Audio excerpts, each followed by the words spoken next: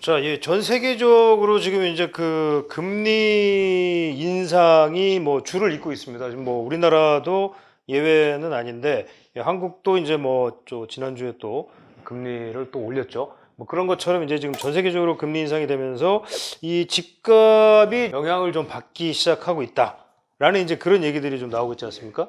저희 말씀드렸죠. 지난번에 뉴질랜드 집값 떨어지기 시작했죠. 오늘 말씀드릴 건 캐나다입니다. 자, 전 세계에서 버블이 가장 심한 나라가 어떤 나라인지 아시나요? 보통 한국 사람들은 한국이라고 생각하는데 이게 작년 6월에 블룸버그 통신이 이제 버블 순위를 발표를 했어요. 1위가 뉴질랜드, 2위가 캐나다, 3위가 스웨덴, 4위가 노르웨이였습니다. 한국은 19위였어요. 이게 뭐 기준이 좀 다르기 때문에 이게 뭐 정확하다 이렇게 얘기할 수 없지만 어쨌든 캐나다 세계 2위였는데 이게 G7 국가에서는 캐나다가 사실 제일 집값이 비싸요. 미국보다 한 40%가 높아요. 독일, 프랑스, 영국, 이태리, 일본 근데 가장 비싸요.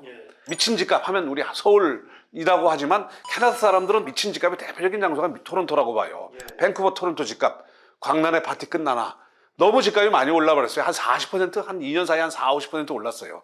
그러면 특정 지역은 한 2배 올랐다는 얘기가 되거든요. 그리고 UBS 은행이 글로벌 부동산 버블 인덱스라는 걸 발표를 했는데 토론토가 세계 2위예요. 밴쿠버 6위. 사실상 캐나다의 대도시들은 거의 세계에서 가장 집값이 비싼 지역이라고 볼 수 있죠. 그래서 왜 캐나다의 집값이 비싸냐면 부동산 연구 상승론. 이 해외 이민이 많고 건축 규제로 주택 공급이 적어요. 그래서 최근까지 해도 뭐냐면 이게 이제 금리 오르니까 캐나다에서도 논란이 있었어요. 집값이 오를 거냐 말 거냐. 그랬더니 이분은 뭐냐면 캐나다 이민이 많다. 집값이 떨어질 리가 없다.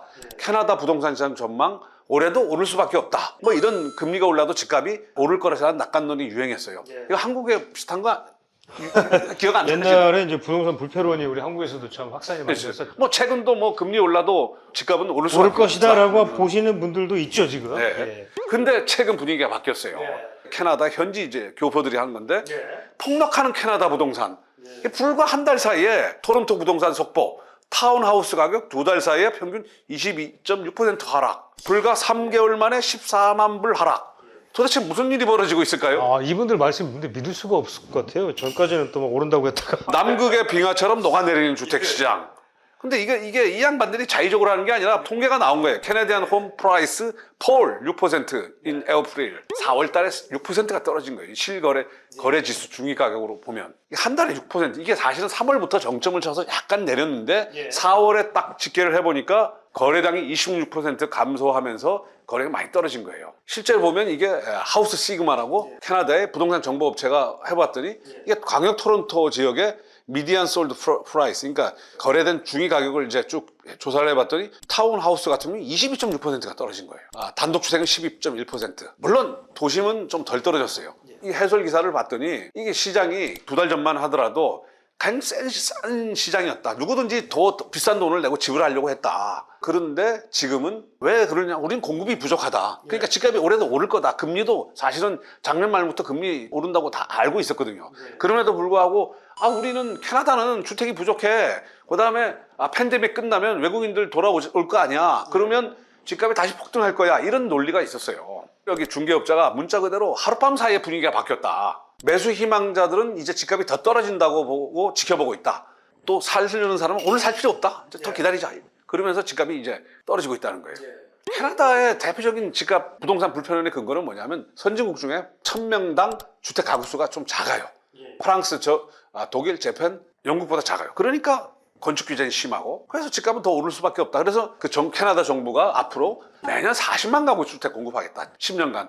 기존 공급 계획이 한 2배를 늘리겠다. 뭐 이런 발표까지 했어요. 캐나다에 보면 인허가는 급격히 증가하고 있는데 완공주택이 좀 적어요. 별로 안 늘었어요. 이것 때문에 아마 공급 부족론이 크게 부각됐는데 그럼에도 불구하고 역시 금리 앞에 장사 없더라. 캐나다의 중앙은행이 기준금리를 50bp, 그러니까 빅스텝을 한 거예요. 4월 달에. 2018년 이후 첫 인상. 그럼 한꺼번에 왜냐면 우리 보통 2% 올리는데 0.5% 올려고 또 6월 달에 아마 올릴 것 같아요. 그 다음에 2년간 외국인 주택 구입 금지. 이런. 이게 좀 크겠네요. 네, 이것도 크게죠. 네. 이것도 물론 지금 실시한 게 아니라 하겠다.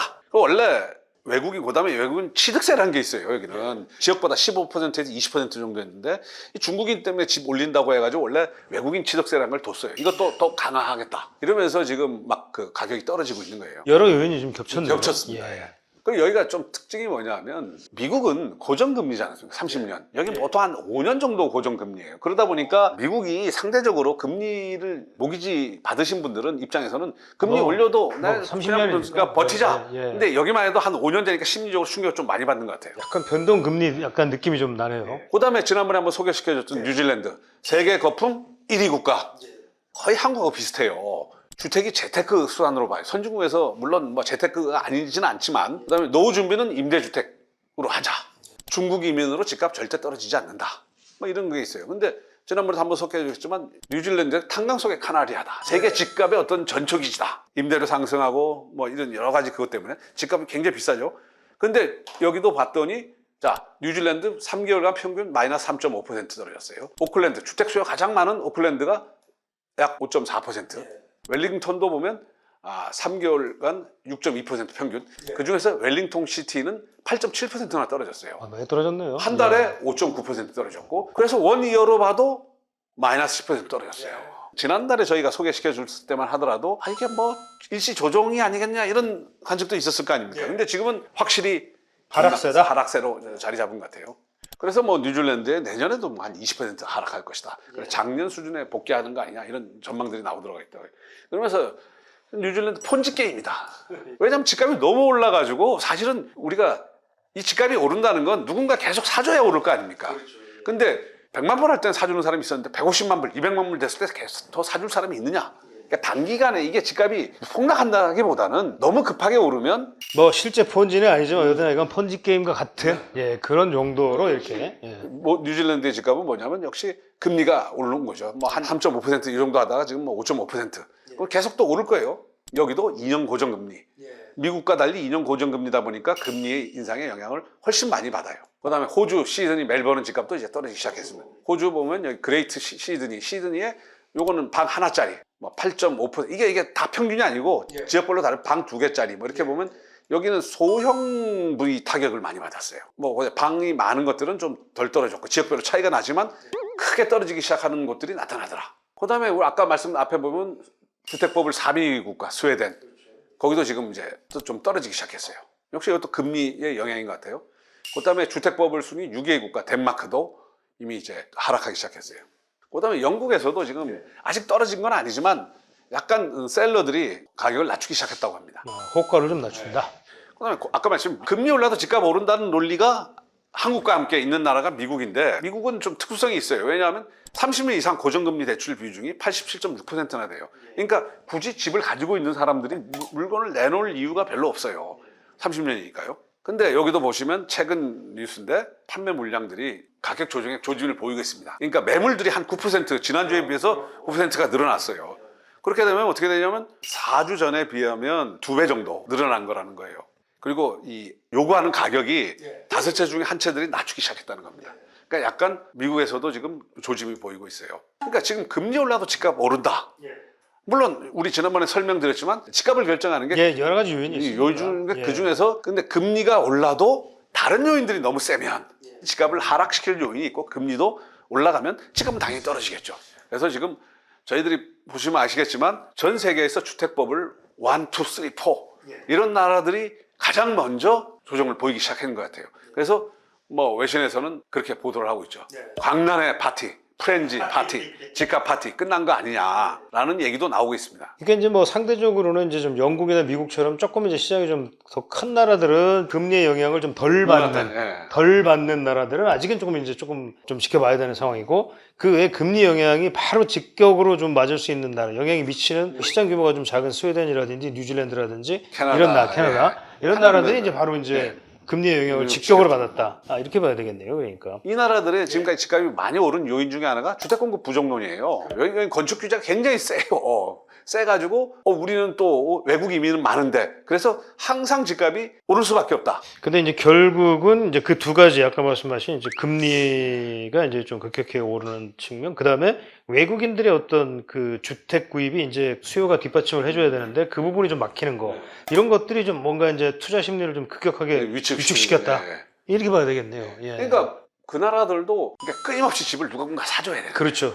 아까 이제 폰지라는 말도 나왔지만 그러니까 폰지 게임적 성격이 있다는 건 뭐냐면 집값이 계속 올라가면 그걸 사줄 수 있는 사람들이 이제 계속 있어야 되는데 그게 없으면 결국은 조정을 받을 수밖에 없다는 거죠. 잠깐 이제 마지막 좀 정리를 해보자면 한국에서도 어떻게 보면 지금 이제 뭐 금리는 이제 계속 올라간다.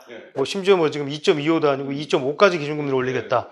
예, 뭐 오늘 또 뉴스에 보니까 그래서 이렇게 되면 주담대가 거의 상한이 뭐 8%를 뚫을 것이다. 예, 그렇죠. 예, 그러면 8%면 이거는 어마어마한 수요 부담이죠. 자체가 확 줄어드는 예. 거죠. 그렇다면은 결국 그런 상황에서 물론 아직 공급이 뭐 우리가 충분한 건 아닌 건 사실이지만 그럼에도 불구하고 금리의 영향이 좀 한국도 좀 어느 정도는 그러니까 금리에 대해서 저희가 집값을 결정하는 여러 가지 팩터 중에 금리를 무시할 수는 없는 것 같아요. 예, 무시할 수는 없다. 지금 이미 그 금리의 직격탄으로 이른바 주택 가격은 절대 떨어지지 않는다는 어떤 불패의 신화가 강했던 캐나다, 뉴질랜드, 노르웨이, 뭐 스웨덴 뭐 이런 나라들이 지금 조정을 세게 받고 있다.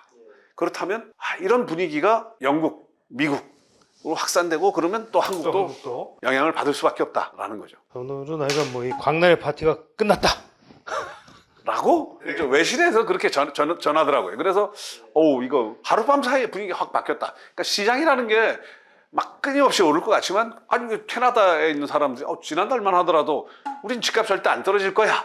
그런데 오늘날 보니까 그렇게 달려들던 사람들이 이러면서 멈칫하더라고요. 근데 아마 이제 뭐 이게 결국은 어느 한순간이라기보다는 이제 누적이 계속 사실은 돼 있었고 결국 이제 문제가 됐었던 건데 이제 이게 아까 이제 말씀하신 것처럼 금리를 이제 급격히 처음으로 올리고 하는 이런 것들이 동시에 터지니까 급격하게 지금 수요자들이 거의 패닉 상태 비슷하게 좀 빠져든 거 그러니까 아닌가. 1월 달만 하더라도 그 캐나다, 토론토 이거 왜 이렇게 비싸? 그래서 사야 돼.